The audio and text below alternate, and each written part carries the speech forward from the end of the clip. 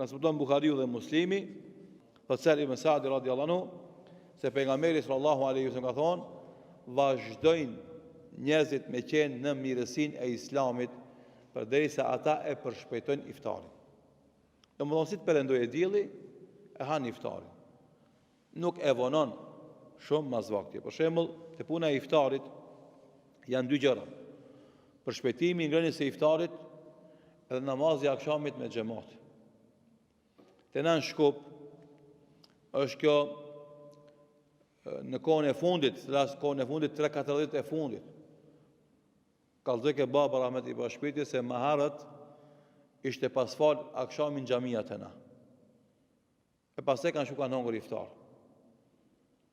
Masane në xhamia kanë filluar me shku veç muezini me thirrë ezanin, e xhamati kanë ndërtë të shtëpia kanë fal akşamin e kanë hëngur iftar. Si bëhet bashkimi i këtyre dy gjanave? Bashkimi më i saktë, më i mirë. Më e sakta, më e mira është që muslimani të merr me vete kokra hurmash edhe të shkon në xhami. Momentin që thirrë ezani e han iftarin, e prish domethënë. Edhe e fal namazin e akşamit me xhamat. Masane shkon te shtëpia e han darkën e iftarit.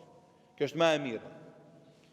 Mirë po fatkeqësisht kohën e fundit të na pak xhamia janë ato që i çelin dyrt. Muezini hin xhami mrena, e mshel derën edhe thirrë ezanin edhe falet vet. Kjo është gabim. Duhet me çel xhamin për akşam, edhe me thirrë ezanin, edhe kush vjerë për muslimanëve me fal akşamin. Normalisht është mirë këshilli i xhamis me siguru hurma edhe ujë për xhamatin që vinë me fal akşamin, edhe kur vinë me fal akşamin, të kenë hurma me prish iftarin, me pi ujë edhe pastaj e falin akşamin, mos e shkojnë te shtëpia dhe falin e han darkën e iftarit. Pse e them këtë?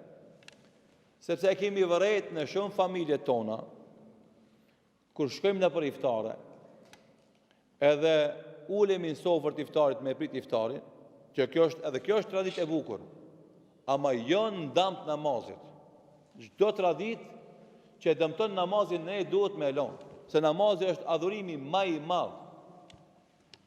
Ulemi në sofrën e iftarit e presim iftarin. Edhe kjo është pamje e bukur, këtë më një vend tamam.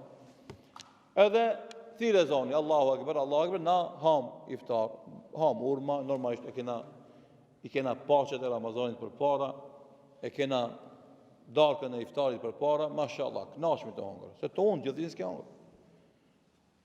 Qef bëjmë, në shkon iftari gjysë ore, 40 minuta të hongër, se dhe paq, dhe sup, dhe çorb, dhe yemek, dhe salat, dhe speca djeks, dhe në shkon ligat. Dhe amëlsina u bo një satë. E shtej mas buke qaj, më njerë, se shkon qaj.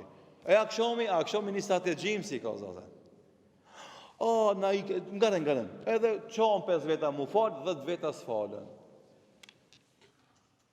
Qëfar Ramazan është taj?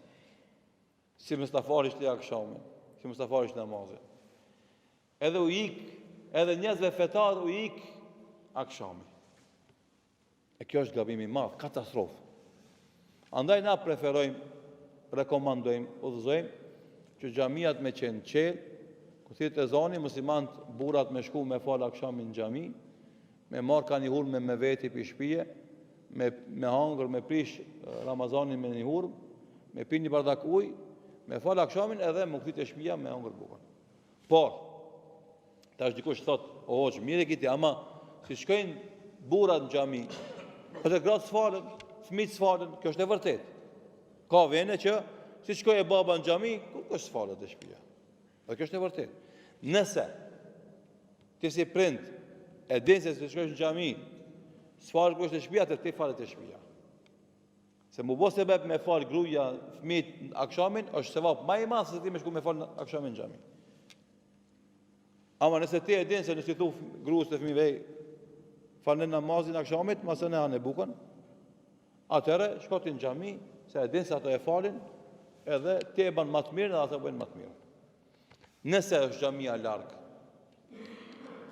edhe me shku në xhami e më ardh, bod vonë, atëre më e mira çka është kjo. Kur thirr ezani I akşamit, këtë shtëpia e marrin ka një hurm e prishin iftarin, edhe me abdes e falin akşamin. Këtë bashk, e masën e hunqen më vëlluk, janë të rahat. Se kanë mo atë galen edhe rezikon me ti ka akşamin. E ke falë akşamin, ta shahan bukën për qefi. Deri një atësi ka vakt.